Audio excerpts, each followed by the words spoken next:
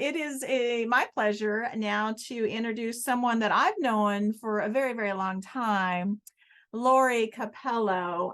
She's going to talk about how to communicate to your healthcare team.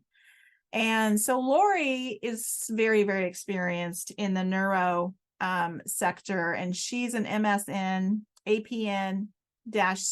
She has her CCRP credentials, and she is a nurse practitioner, clinical research with the John Theurer Cancer Center at Hackensack University Medical Center, and her specialty is Nero-Oncology. She is with, I used to know Hackensack is exactly that, right? But now the Hackensack is also part of the Meridian Health area. So thank you, Lori, for joining us today. Are you there? I am actually working with our neurosurgeon today.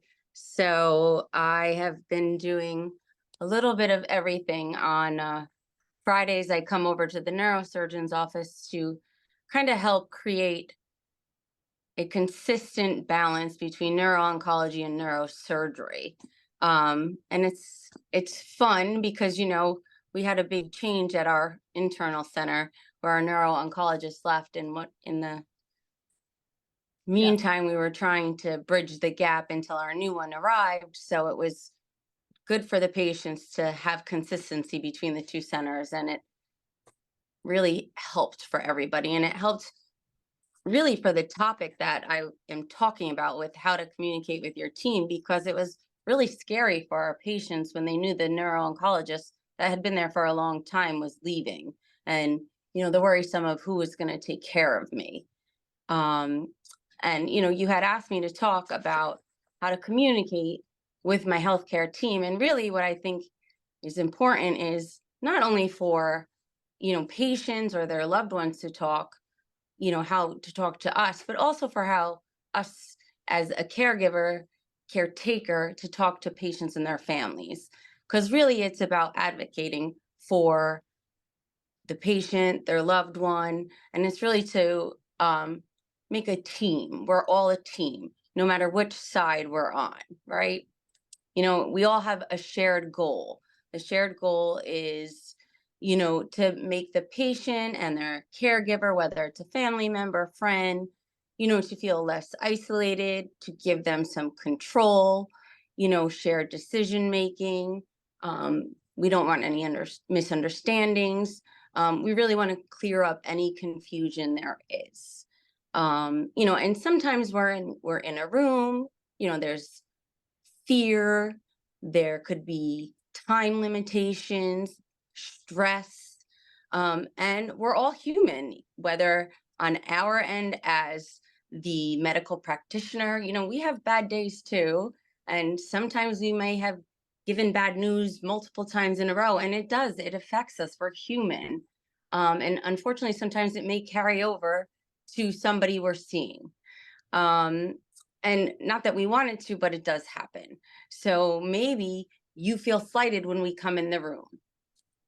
So I think that the most important thing when we meet you at, and you first come to meet a team, I think especially where it really depends on where you live in the country, is your first question is going to be, are you a dedicated neuro-oncologist?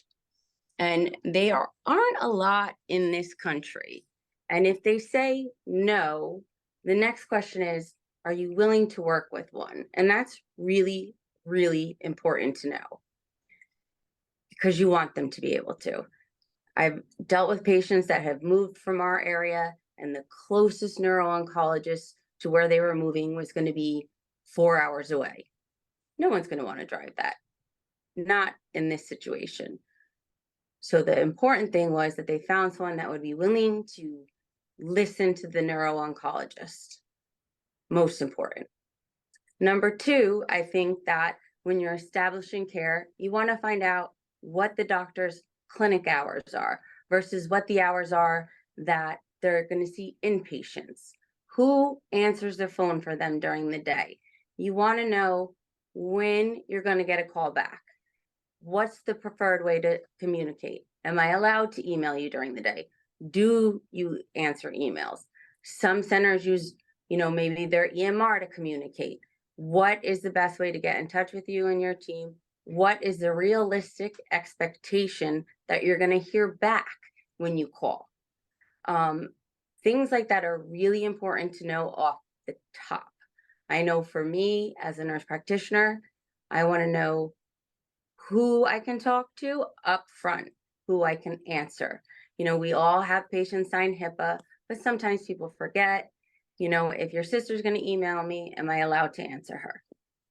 Those are really important things to know. I can tell a patient I am in clinic Monday, Tuesday, Wednesday, let's say from 8 to 5. I'm not going to be able to address you, but I have so-and-so who's going to answer my clinic calls all during the day. You can trust her, you can know. If I'm going on vacation, so-and-so is going to cover. I think if you let people know up front, it makes them feel more comfortable. And as a patient, I would think that those are the things you want to know. If it's an emergency, this is who you're going to call. If you don't hear back, it's okay, but we will get back to you after this time of day. I think another thing is we always tell patients, don't go on social media, don't Google. Nobody listens. It's true, we don't. So I think another important thing is to know what reliable sources to look at. There's a ton of social media. There's a ton of advocacy groups. I think an important thing to establish up front is where to look for resources. I think Monica's talk was amazing. I actually wrote down some things for me to go back, and I know 4 patients that are military right now that I want to go give this information to. I think the more community help, the more resources we have. For instance, when I send patients to this and brain cancer site to use, I think the more helpful it is. So as a patient, coming to me, I think that I want to be as open as possible. And I think it's always about having that first open talk. And I say to them, what do you want from me? And you say for patients to say what they need from me. And I think that's always important. And I always want the truth. Don't hide anything from me. I want all side effects. And then I let them tell me what they want from me. I think that's something that is very, very important. And, clinical trials. I tell everybody, if you want a second opinion, you should get it. At the end of the day, it is their head that they're lying in the pillow at night. There's a ton of sites that list the same information, which is why I didn't want to provide slides, because they're all the same. But I think at the end of the day, every treatment center is different, and you really need to know upfront what each individual doctor's office wants from you. And I think that's really important because everyone does function a little bit differently. I think that the things that you really want to know when you get there are the most important things are, like I said before, a dedicated neuro-oncologist. They're willing to work with one. Do they have clinical trials? Are they willing to send you somewhere else for a trial? I think also that you want to know the best ways to communicate with your team, whether it's email, phone, who answers the phone after hours, and what are the best times of day to communicate with your team. Those things alone are really helpful because you want to know who's going to be there when you need them. I think after that, just having open communication and knowing that they're willing to talk to you at any time is very, very important. I always tell patients we're going to become best friends, and we really do. I think that patients allowing me to be a part of their journey in this most vulnerable time is a privilege. So I want to make sure that I treat them like I would expect someone to treat my family member. And that is the expectation that every patient should have and that every patient deserves. And if you do not feel that you are getting that from your caregivers, you should let them know. And I'm talking medical team caregivers, not the people that you're home with. Hey, Lori. Yes. Quick question for you, really quick. Who is Yeah. who is the new neuro-oncologist? So Dr. Derek Park, he came from University of Chicago, and Okay. he was at the NCI prior to that.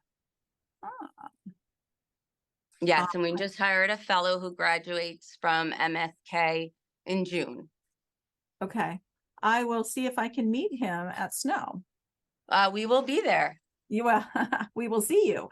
I have a quick Yes. question for all of our friends joining us today.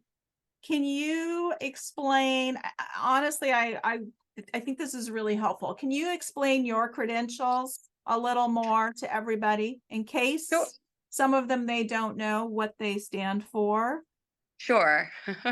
So I can tell you that I was a RN and now I am a nurse practitioner.